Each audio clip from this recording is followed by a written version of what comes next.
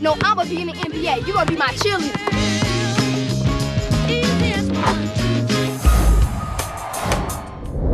It's hard to sum up how special the romantic classic Love and Basketball is. The sports drama tells a story of two young neighbors who fall in love as they bond and compete over basketball. That's what was portrayed to viewers. But what if we told you that there's a lot more to this film than you've ever imagined? We're talking about unexpected casting choices, real-life basketball battles, and down to deleted scenes that could have changed everything. So today, we'll be revealing 20 weird and surprising facts you probably never knew about Love and Basketball. Some of these are going to blow your mind.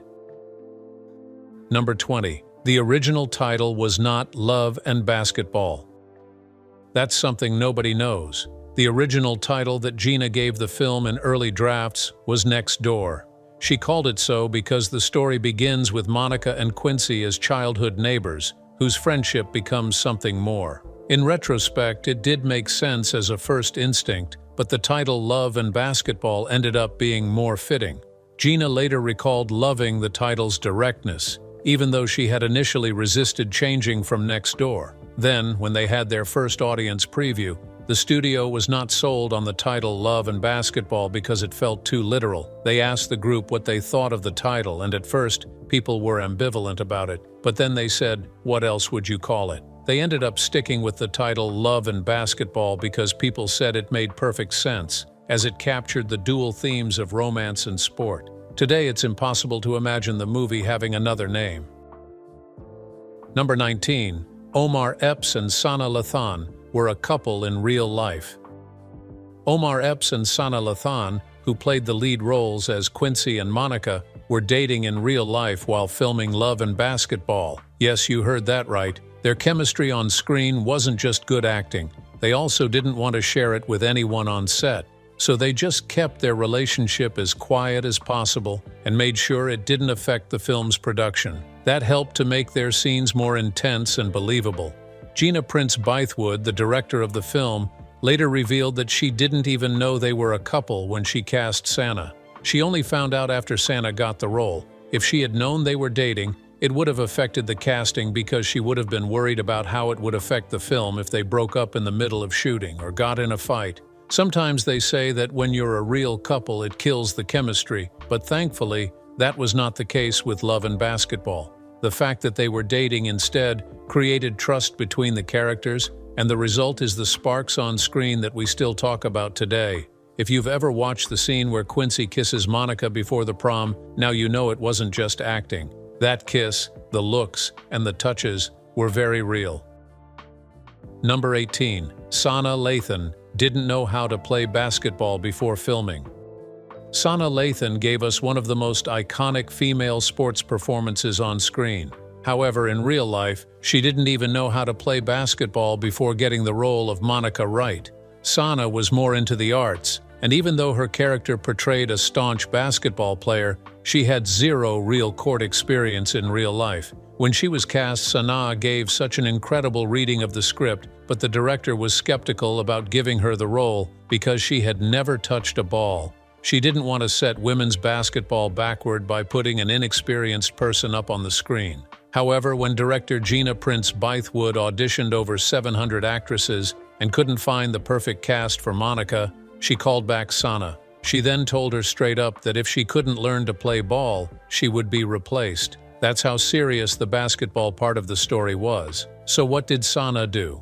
She asked for training, even without a guarantee of the part. Gina agreed, and they brought in Colleen Matsuhara, who was the assistant coach for the Los Angeles Sparks, to train Sanaa intensively. She trained with the coach every single day, 6 hours a day for weeks. We're talking drills, sprints, scrimmages, and everything. Even with this, Gina still wasn't entirely convinced, so she took Sanaa to play pickup games with real players and watched from the sidelines. At first, Sanaa found it difficult, but over time she started to hold her own, make plays, and move like someone who had been playing for years. Her growth was so real that even in the basketball scenes you see in the movie, there were barely any doubles used.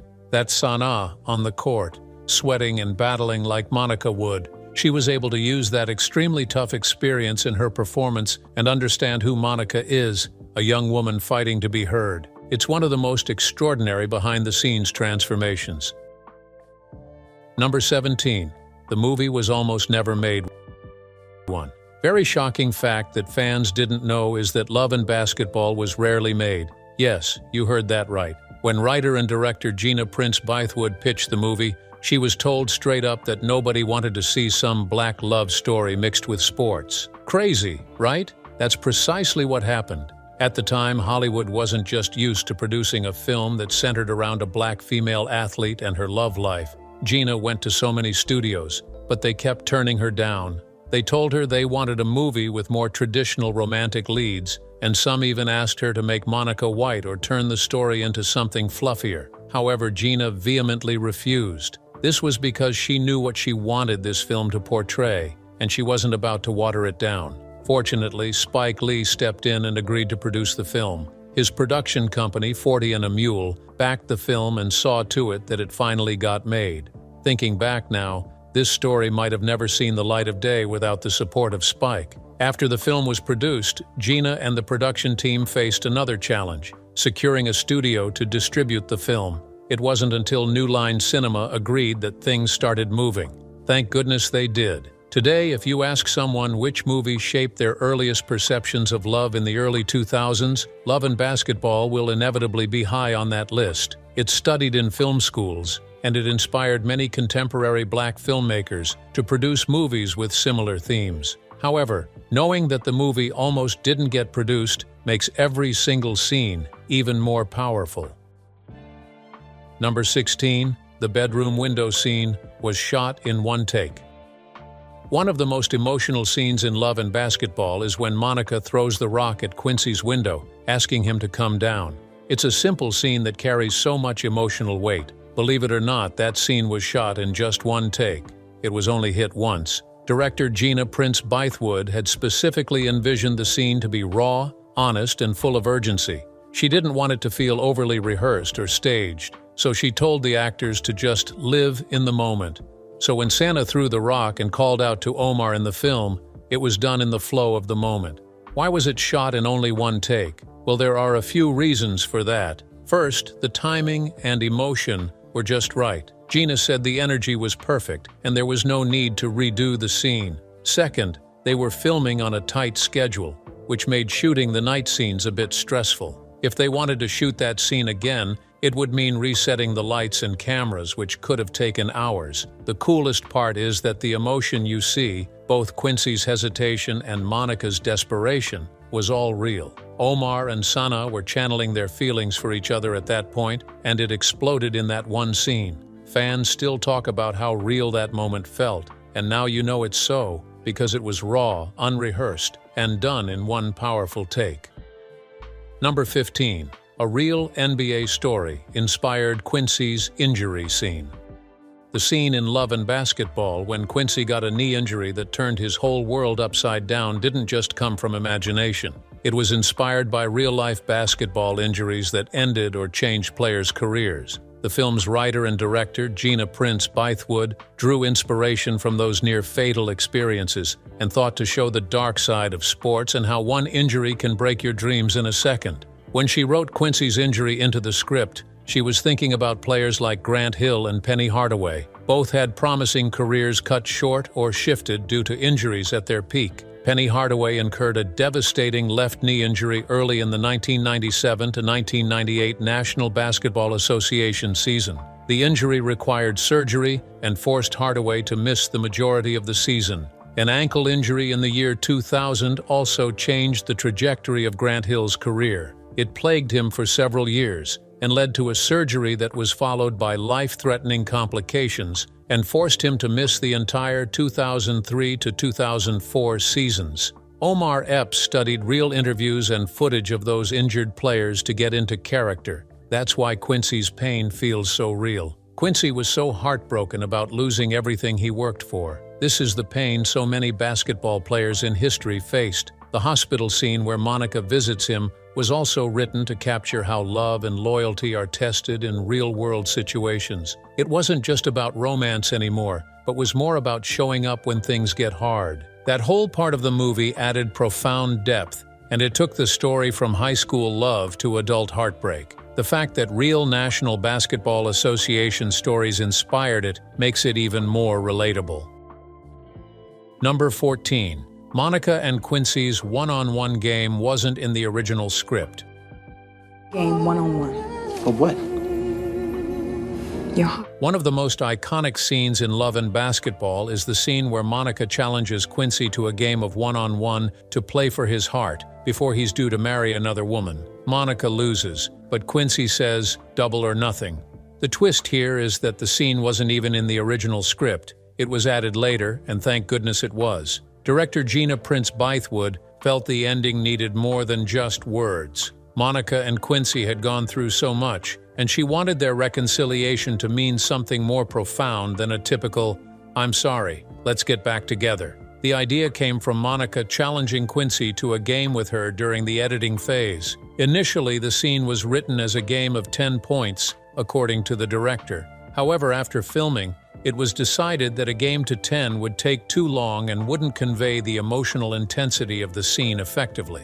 So they went back the second night to reshoot, focusing on close-up shots like Monica slapping the ball out of Quincy's hand, him grabbing her jersey, and all those little touches that helped elevate the scene. They ultimately changed the game to 5 points, which they felt heightened the stakes and better reflected the emotional climax of the film. It was a risky move, and it's usually not advisable to rewrite your ending that late in the game. Gina trusted her gut and reworked it, and it ended up becoming the most quoted and memorable moment of the entire film. Number 13. The film was loosely based on the director's life. Love and Basketball is a semi-autobiography based mainly on the real-life experiences of its writer and director, Gina Prince Bythewood.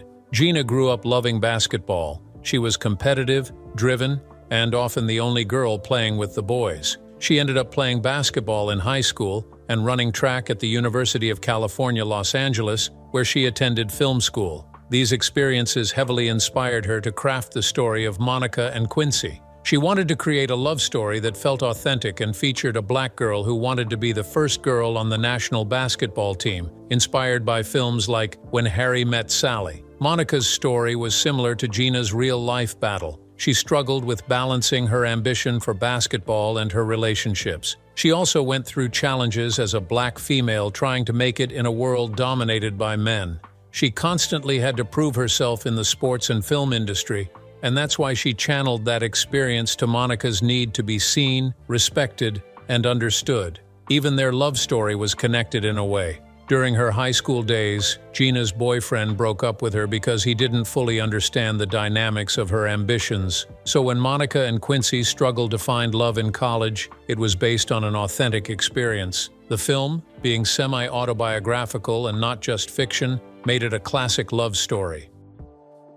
Number 12. Tyra Banks gave the production team a major assist.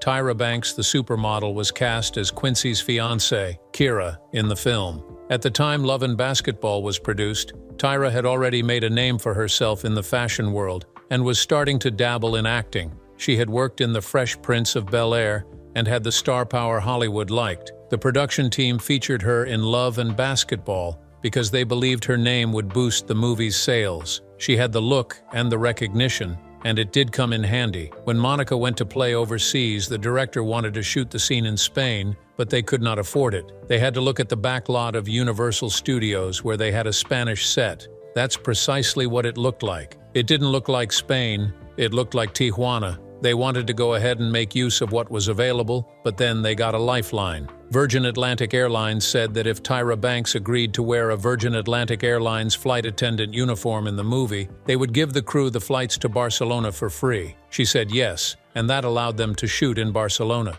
So thanks to Tyra, because it was her name and visage that gave them the assist, not the character. Number 11. Real basketball players were used in the game scenes. The reason the basketball scenes in Love and Basketball feel so real is that director Gina Prince Bythewood was determined not to fake the action. So instead of just using actors pretending to play, she filled the scenes with real basketball players. They didn't just look for people who could only act during the casting, but they also looked for people who could play basketball. Many basketball scenes use the real Crenshaw High School gym, with actual teams, cheerleaders, banners, and crowds dressed for a real Friday game. Most of the extras in the game scenes were either college players or former high school standouts, and some even went on to play professionally overseas. For the University of Southern California sequences, real college players were used to fill out the roster. Even Sanaa Lathan's teammates were mostly real athletes. That gave the scenes an authentic pace and rhythm that's hard to fake because they were playing real basketball. That's why Sanaa had to train hard to keep up with them. However, she was still acting next to women who had been playing their whole lives, so the sweat, the hustle, the look of exhaustion you saw on her during the film was real. Even the final one-on-one game between Monica and Quincy had pro-level intensity. Gina fitted into the sport just as much as she did in the love story. To this day, fans still praise them for being one of the most realistic sports dramas ever put on screen. Number 10. Quincy's Dad was based on a real-life athlete drama. Quincy's strained relationship with his father, Zeke McCall, was very similar to what happens in real life. Gina was inspired to craft that part of the story by real-life tensions between athletes and their families. In the film, Zeke was a successful basketball player who played for the Clippers and wanted Quincy to follow in his footsteps. However, behind closed doors, he's a flawed father and a terrible husband. He ran the household with an iron fist and belied his stand-up guy facade by repeatedly being unfaithful, even fathering a child outside of his marriage. Quincy, who idolized his father, had to witness his flaws, particularly his infidelity, which led to tension between them. Director Gina Prince Bythewood studied the personal lives of National Basketball Association stars who had distant or complicated relationships with their parents. The strained relationship was mainly seen in athletes whose fathers were once famous, as they struggled with living in their shadows. Zeke's character also mirrors certain real-life athletes who appeared to be in the public's eye but had personal issues off the court.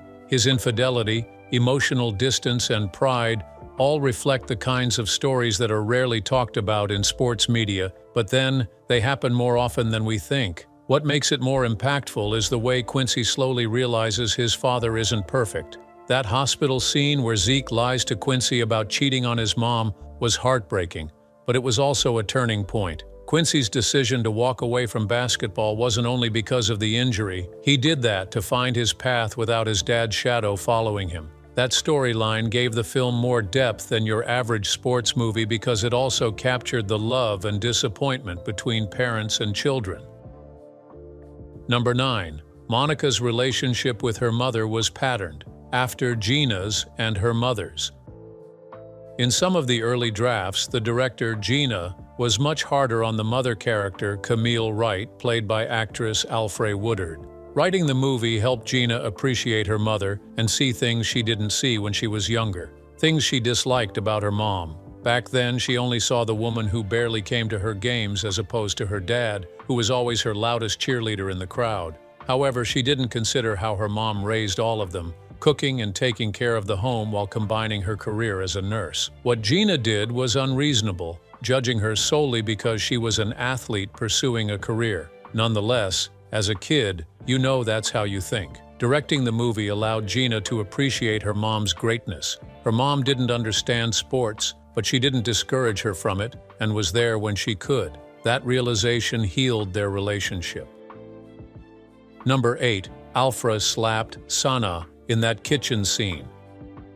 The scene where Camille Wright slaps Monica in the kitchen was done a couple of times. As directed in the script, it was supposed to be a fake slap, so Alfre Woodard, who plays Camille, misses Sanaa on purpose. Then, the director was not getting the reaction she wanted from Sanaa. You know that reaction you give when you've been slapped by your mother, especially as an adult. You're first shocked, and then you're back to being a kid in an instant. Since they were not progressing with the scene, Alfre asked Gina if she should hit Sanaa for real. Even though Gina wanted to say yes, she ended up saying no because she wished for Sanaa to trust her, and know that she'd always be safe. In the next take, Alfred slapped her on the leg, but that just made Sanaa laugh. They reshoot the scene, and suddenly everyone hears a crack as Alfred slaps Sanaa hard across the face.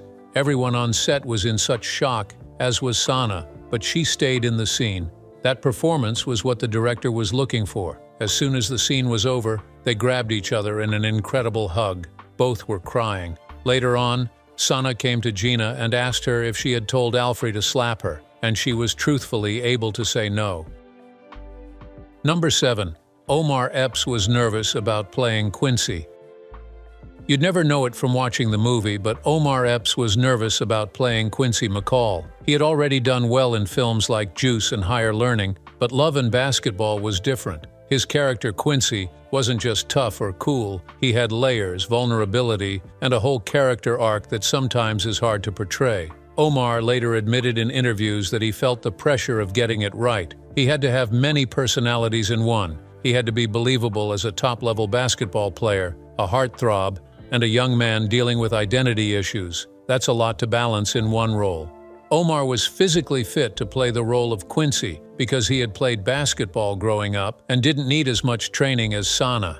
However, emotionally, this was a different kind of challenge. The script had moments of pain in scenes where Quincy is disappointed in his father, unsure of his future, and hurt by Monica. Omar's acting was a bit smoother, likely due to the chemistry he shared with Sanaa as they were dating in real life. That connection allowed Omar to be more open in his performance. He was able to let down the cool guy wall and show genuine emotion. Honestly, that's what made Quincy memorable. He wasn't just the popular guy. He was complex, hurt, and trying to grow up. Omar nailed that transition, even if he doubted himself at times. It's always surprising to hear that even when he appeared confident on screen, he was nervous behind the scenes. However, in this case, it just proves that Omar took the role seriously and why his performance is still top-notch all these years later. Number 6. Love and Basketball was the first film Gina Prince Bythewood directed.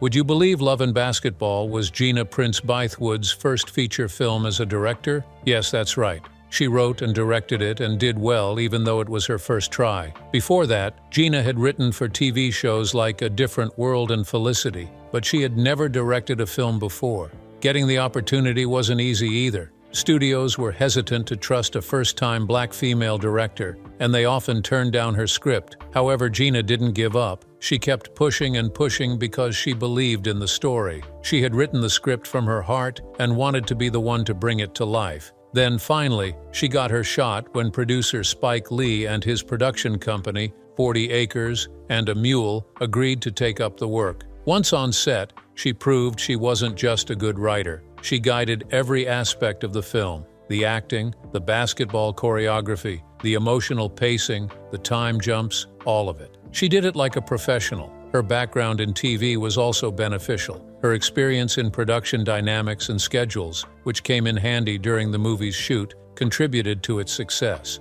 More than anything, her passion made the difference.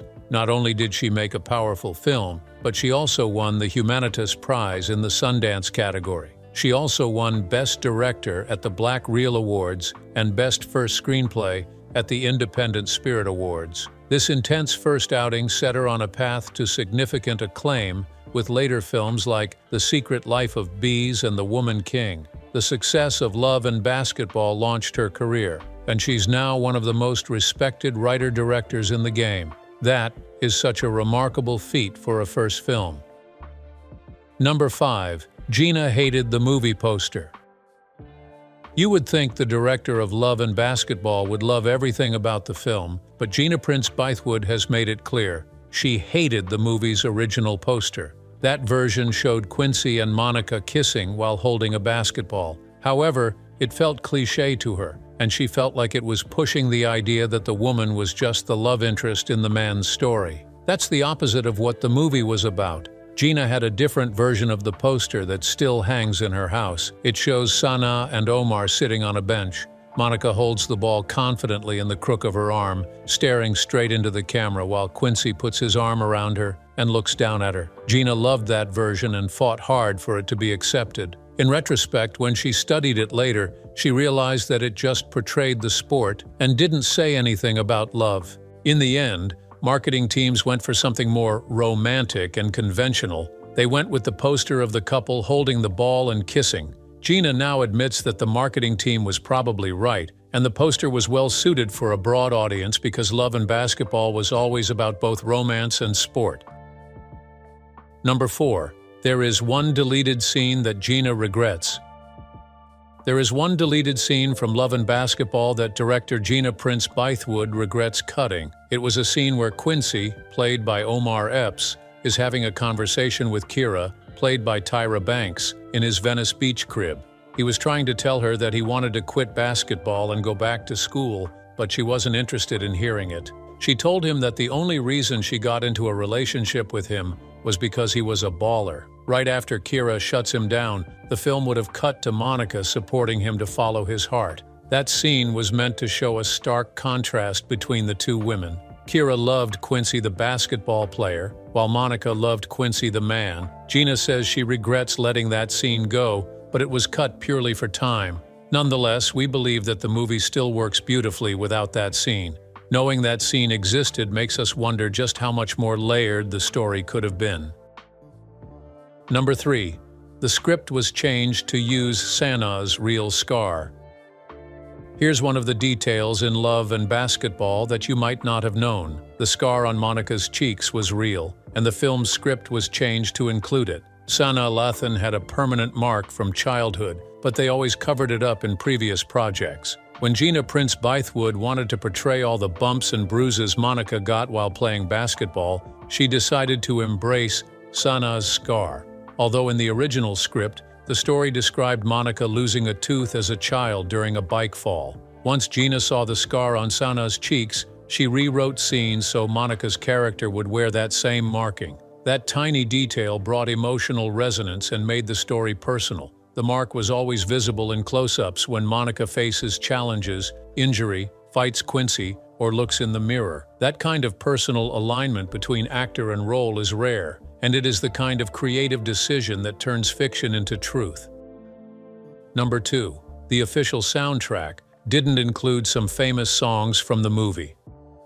There's no way we can talk about Love and Basketball without shouting out that soundtrack. The music in this movie became just as iconic as the film itself. However, the official soundtrack only told part of the story, as it didn't include all the featured songs. Love and Basketball was released on April 18, 2000. It featured contemporary rhythm and blues and hip-hop produced by Ali Shaheed Muhammad, Angie Stone, Raphael Sadiq, and others. It peaked at number 45 on the Billboard 200, number 15 on R&B and hip-hop albums, and even hit number 1 on independent albums. Yet some iconic songs heard in the film never made it to the soundtrack release. For example, Maxwell's cover of This Woman's Work, Johnny Kemp's Just Got Paid, Herb Alpert and Lisa Keith's Making Love in the Rain, and New Edition's Candy Girl are featured in the movie, but they are missing from the official album. These songs were used in memorable moments, such as the prom scene,